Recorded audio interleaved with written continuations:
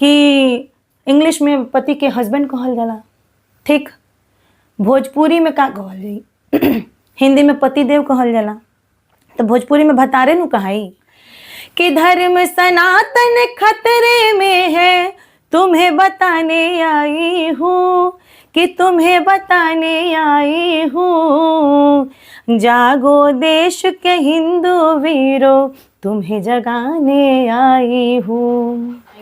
हम अपना आपके कोनो स्टार ना बुझिला, हमरा के जे प्यार से बोला रिस्पेक्ट दी, हम ओकरा घरे ओकरा दुआरे जाइला।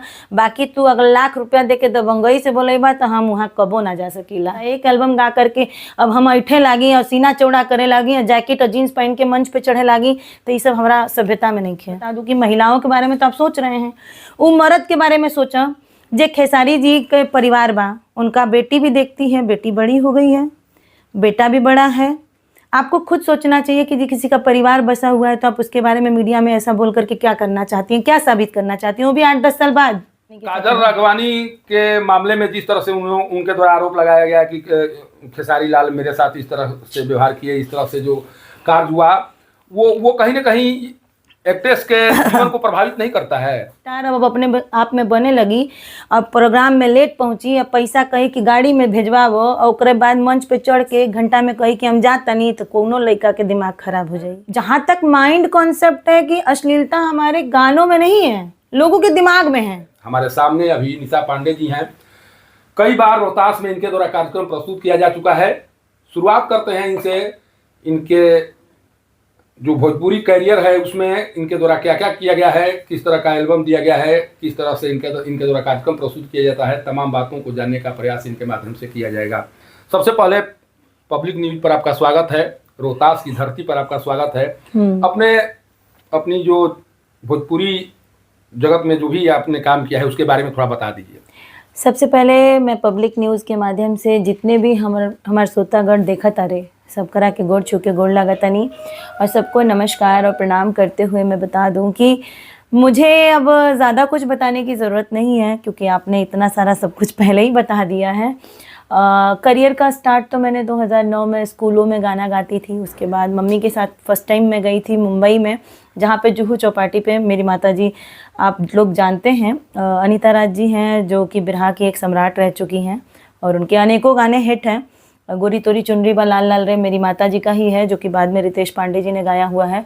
और खड़ी बस सोमो हमार गोरिया आके बैठ जाए, वो भी मेरी माता जी का गाना है। अनेकों हिट गाने हैं।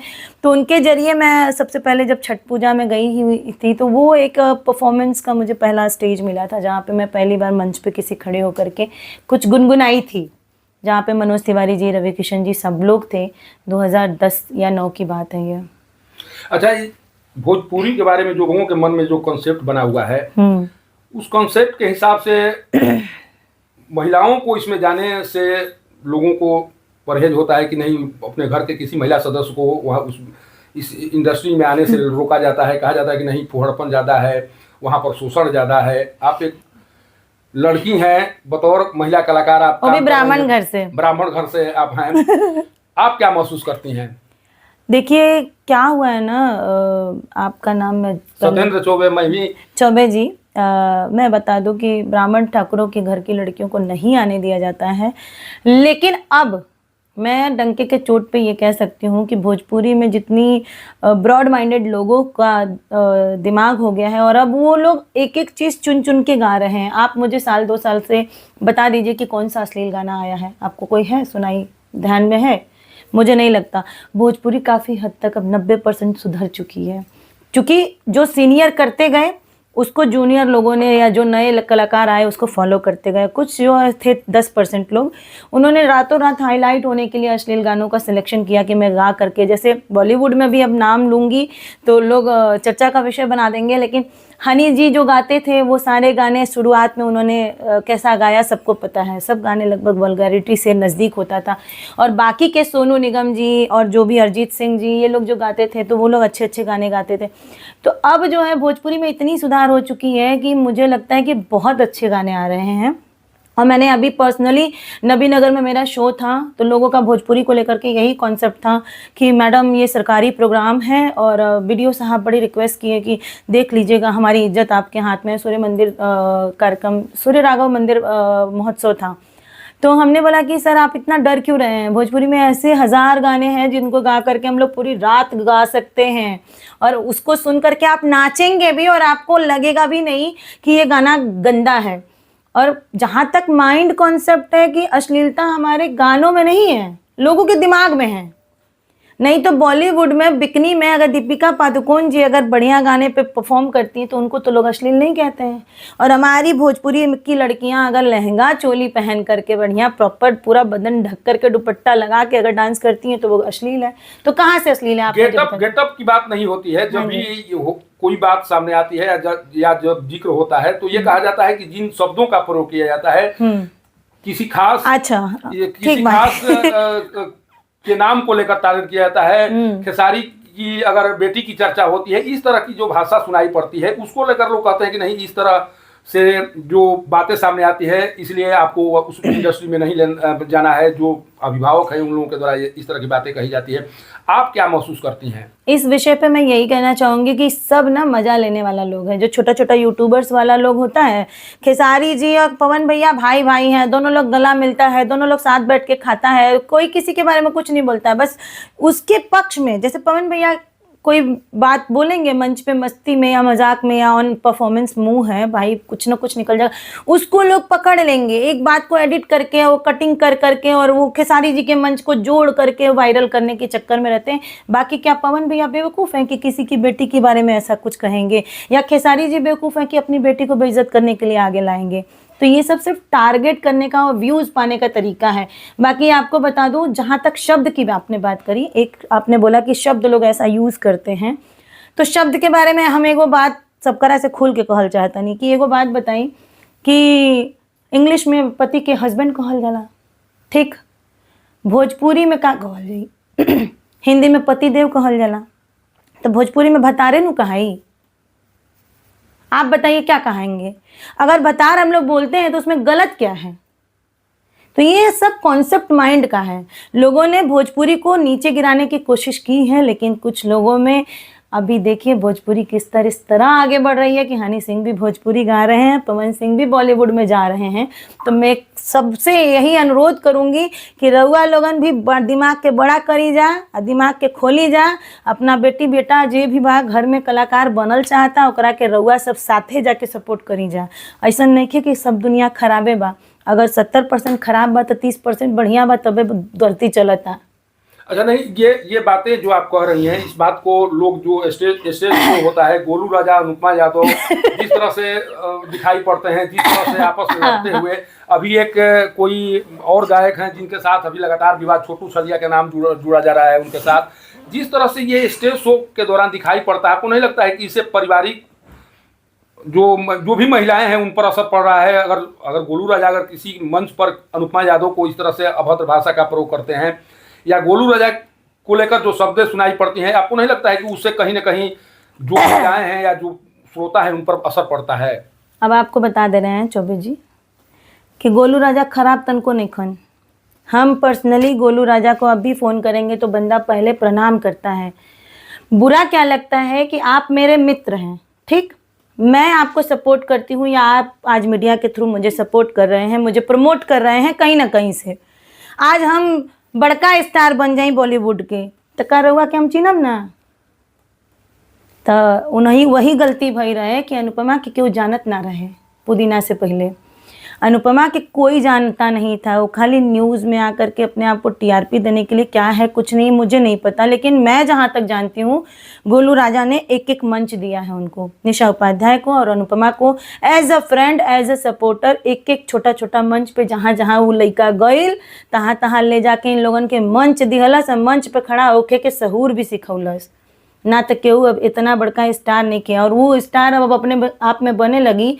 अब प्रोग्राम में लेट पहुंची, अब पैसा कही कि गाड़ी में भेजवावो, और उसके बाद मंच पे चढ़ के 1 घंटा में कही कि हम जाता नहीं, तो कोनो लड़का के दिमाग खराब हो जाई। तो हम गलत बात ना करी ना, हम केहू के पक्ष बात ना करी ना, हमारा केहू दुश्मन नहीं खे।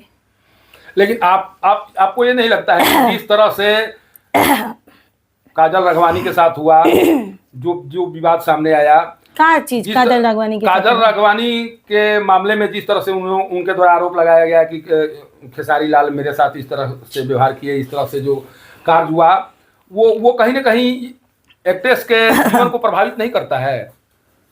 जहाँ तक देखिए कि एक्ट्रेस की बात किया जाए तो भोजपुरी में कोई किसी का माँ बाप नहीं है। सबसे पहली बात तो यही है कि भोजपुरी समाज में जितना भी कलाकार लोग हुए, पहले तो लोग गार्जियन होते थे, गुरुदेव होते थे, गुरु से लोग डरते थे। भरत जी, गोपाल जी को गुरु जब डांट देते थे तो डरते थे। अभी किसी का बाप माई कोई है नहीं, जे मनते उठ के यूट्यूब पे जवन मन तवन बोल जाता। आ जवन बात काजल राघवानी की, तो काजल राघवानी की ई एक्शन जो इतना लेट ले ली, अगर पहले ले रहती तो हम लोग भी उनके साथ खड़े होते।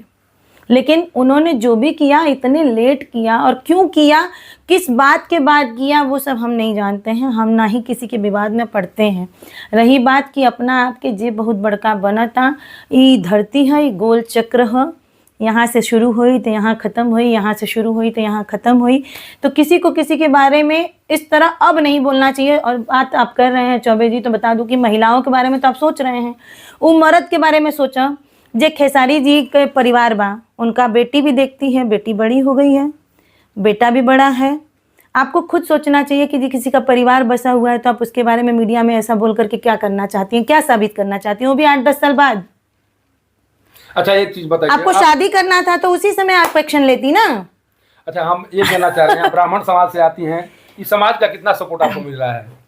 समाज का बिल्कुल सपोर्ट नहीं मिलता है। मुझे सिर्फ मेरे श्रोता का सपोर्ट मिलता है, ना ही मुझे भोजपुरी के किसी स्टार का सपोर्ट मिलता है। मैं इसलिए पूछ रहा हूँ कि जो गायक हैं वो भी बताने की कोशिश करते हैं। जब पवन जी गाते हैं कि प्रखंड हो या जिला, बबुआने से हिला, या खेसारी जी इस तरह की बातें जब करते हैं, तो कहीं ना कहीं ये लगता है कि नहीं, उनको इस समाज का सपोर्ट मिल रहा है, इसीलिए समाज के लिए वो गाना गा रहे हैं। नहीं, आपको मैं बता दूं, वो एक्चुअली पवन भैया से ये सब डिमांड किया जाता है। पवन भैया चाहे खेसारी जी को भी जातिवाद के चक्कर में नहीं पड़ते हैं।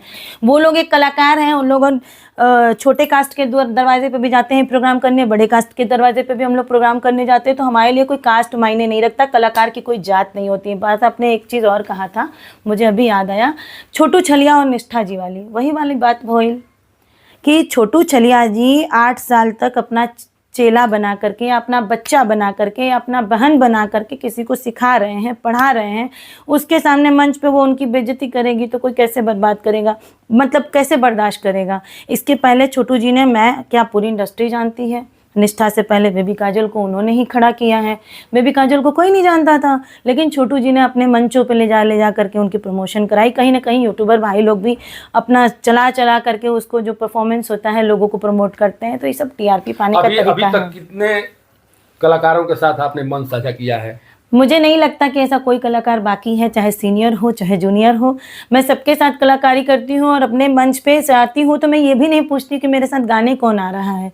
मुझे क्या मतलब है, मैं ज़्यादा अपने आप को सेलिब्रिटी नहीं बनाती हूँ, क्योंकि मेरी माँ से बढ़ के कोई सेलिब्रिटी मैं मानती ही नहीं हूँ। मेरी माँ से बढ़ के कोई सेलिब्रिटी हो ही नहीं सकता। वो अपने ज़माने की रानी रह चुकी हैं, हर कोई अपने ज़माने का राजा रहता है। तो मेरे घर में स्टार है तो मुझे स्टारडम नहीं सवार है, ठीक है। जिसके घर में स्टार होता है उसके ऊपर स्टारडम नहीं सवार होता है। एक एल्बम गा करके अब हम ऐठे लागी और सीना चौड़ा करे लागी और जैकेट और जीन्स पहन के मंच पे चढ़े लागी, तो ये सब हमारा सभ्यता में नहीं है। कलाकार के तौर पर किसे पसंद करती हैं आप? कलाकार के तौर पे भोजपुरी जगत में? भोजपुरी जगत में मैं देखिए 3 लोगों को ज़्यादा पसंद करती हूँ, 3 से 4 लोगों को, जिसमें मैं रवि किशन जी को सबसे पहले बताऊंगी कि उनकी एक्टिंग मुझे बहुत पसंद है। और अपने भोजपुरी समाज का उन्होंने साउथ से लेकर के बॉलीवुड से लेकर के हर एक समाज में नाम किया है भोजपुरी जगत का। उसके बाद मैं गायकी के क्षेत्र में सबसे ज़्यादा पवन भैया को पसंद करती हूँ, पवन सिंह जी को। और अगर किसी को देखा जाए कि स्टेज परफॉर्मर अगर बाटे जे पसीना चुआ के और अपना पूरा कपड़ा भिंगा करके अगर कोई परफॉर्मेंस करेला तो वह खेसारी लाल यादव। ओकरे बाद हम केहू के पसंद कईला अभी नयका जोन में अगर देखल जाए तो ये लोग तो सीनियर जोन में हो गए। अगर नयका जोन में देखल जाए ओकरा पहले भी बहुत लोग बड़े, गोपाल राय जी बड़े, भरत शर्मा जी वाले, मदन जी बड़े, उन लोगन के हम बातें नहीं करत, वहाँ तक हम कहाँ पहुँच पाई।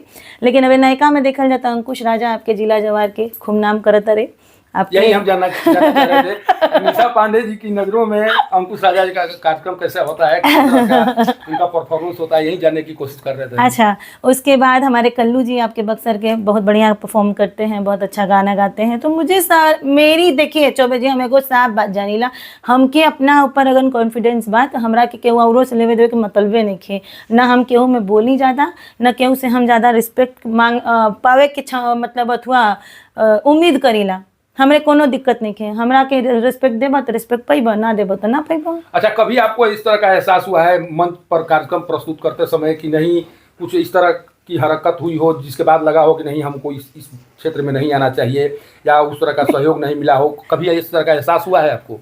शुरू में जब लगा था, थोड़ा बहुत लगता है, शुरू में जब अनकंफर्टेबल जोन होता है, लोगों को चीज़ें समझ में नहीं आती हैं, रात को 2-2 बजे तक कार्यक्रम होता था तो लगता था। पर अब तो जैसे ऐसे हो गया है कि भैया रोज़ का दाल चावल जैसे हम लोग खाते हैं वैसे दाल चावल रोटी सब्जी जैसा ही अपना प्रोग्राम हो गया है, तो कोई दिक्कत नहीं है। जो जैसा बोलता है उस रंग में हम लोग को, कलाकार हैं, कलाकार को उस रंग में ढलना चाहिए। अभी नहीं कि हम आपके कहने पे क्यों गाएं, हमको पार्टी जो पैसा दिया है उसी का हम गाना गाएंगे, ये सब गलत बातें हैं। लोग अपने कार्यक्रम में ड्रीम गर्ल को बुलाने की चाहत रखने वाले के लिए किस तरह से कैसे संपर्क करें लोग आपसे, कि कम से कम वो अगर चाह रहे हैं कि निशा पांडे जी हमारे कार्यक्रम में आए तो संपर्क करने का माध्यम क्या होगा? संपर्क करने का माध्यम एक तो हमको देखिए सबसे ज़्यादा प्यार और आशीर्वाद ताराचंडी माता जी का मिलता है, और यहाँ पे दिलीप सिन्हा भैया हैं उनका मिलता है। दिलीप जी तो पूरा एकदम तारीफ कर रहे थे पूरा तारीफ कर रहे थे, बहुत कुछ पता है, उन्हीं के माध्यम से पता चला कि आपका कार्यक्रम इस तरह से होता है। तो तारीफ जो किया जा रहा है, तो तारीफ जो सुनेगा उसके बाद कोशिश करेगा कि निशा पांडे हमारे कार्यक्रम में आए, तो संपर्क कैसे किया जाए आपसे? या तो दिलीप भैया से कर सकते हैं, या तो मेरा मोबाइल नंबर जो है ऑलरेडी हमारे सारे एल्बम के रैपर पे हमारा नंबर होता है। जो लोग फालतू फ़ोन करके लड़के परेशान करते हैं तो वो नंबर साइलेंट ही रखते हैं। जो लोग मैसेज करते हैं कि नहीं आपका कार्यक्रम बुक करना है फला डेट पे, तो हम उसकी रिप्लाई प्रॉपर करते हैं। तो और पेज भी है, इंस्टाग्राम है, कहीं आजकल सोशल मीडिया के ज़माने बचो बे जी, यहाँ लड़का तुरंत कमेंट करता रहे कि मैडम आपके प्रोग्राम करावे के बाद फलाना डेट पे, तुरंत हो जाता बातचीत। तो ये भी लोग सोचते होंगे निशा जी हमारे रेंज में हैं या बहुत हाई क्वालिटी में जाती हैं, ये भी तो लोगों के मन में एक धारणा बनी हुई होगी ना, उस धारणा को नहीं, हम आपको बता दें कि मेरा देखिए किसी भी कलाकार का कोई फिक्स अमाउंट नहीं होता, किसी भी कलाकार का। मैंने देखा है, प्रेम व्यवहार है आपका तो आपके दरवाजे पे हम किसी भी आपसे जो क्षमता बनेगा, आप एक रेस्पेक्टेड जो भी अमाउंट देते हैं उसमें आएंगे। हम अपना आपके कोनो स्टार ना बुझिला, हमरा के जे प्यार से बोला रिस्पेक्ट दी, हम ओकरा घरे ओकरा दुआरे जाइला। बाकी तू अगर लाख रुपया दे के दबंगई से बोलेबा तो हम वहाँ कबो ना जा सकीला। आप जिस समाज से आती हैं समाज के लिए भी कुछ गाना गाइएगा। हाँ। कि धर्म सनातन खतरे में है, तुम्हें बताने आई हूँ, कि तुम्हें बताने आई हूँ, जागो देश के हिंदू वीरों, तुम्हें जगाने आई हूँ। ये तो हो गया है आपका लेकिन सबसे पसंदीदा गाना जो आपके द्वारा गाया गया है उसको हमारे दर्शकों के लिए गुनगुना दीजिए। अच्छा, मेरा एक गाना बड़ा वायरल हुआ था, 2-3 गाने वायरल हुए हैं। मतलब मुझे ये एक बड़ा गट्स फील होता है और प्राउड फील होता है चौबे जी, कि हमरा के जितना भी हम कार्यक्रम करके आज यहाँ तक पहुँचल बानी, हमरा के कोई पवन भैया भी सपोर्ट नहीं के कैले, हम सबको मानते हैं वो अलग चीज़ है, लेकिन मुझे सपोर्ट किसी का भोजपुरी इंडस्ट्री में नहीं मिला है।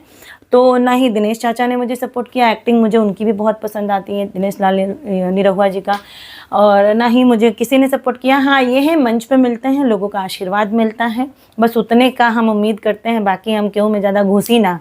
तो घुसी ना मतलब ढेर पीछे पीछे हमरा से हो ना पाई, हमने पंडित जी आदमी बानी, अब हमनी से चमचागिरी वाला काम सिस्टम ना हो पाला। तो जोन बात बस साफ बोलीला हम, यही खातिर शायद हमके हमार जनता जनार्दन इतना प्यार देवेला, आशीर्वाद देवेला कि आज जो भी बानी हम खाली अपने श्रोता के दम पे बानी।